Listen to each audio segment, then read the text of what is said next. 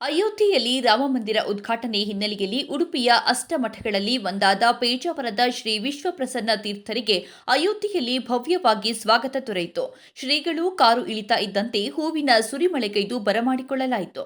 ನೆರೆದಿದ್ದ ಭಕ್ತಗಣದಲ್ಲಿ ಪೇಜಾವರ ಶ್ರೀ ಹೂವು ಮಳೆಯಿಂದ ಪುಳಕಿತರಾದರು. ಏನೇ ಹೇಳಿ, ನಾವು ಕನ್ನಡಿಗರು ಬಹಳ ಅದೃಷ್ಟವಂತರು ಅಲ್ವೇ?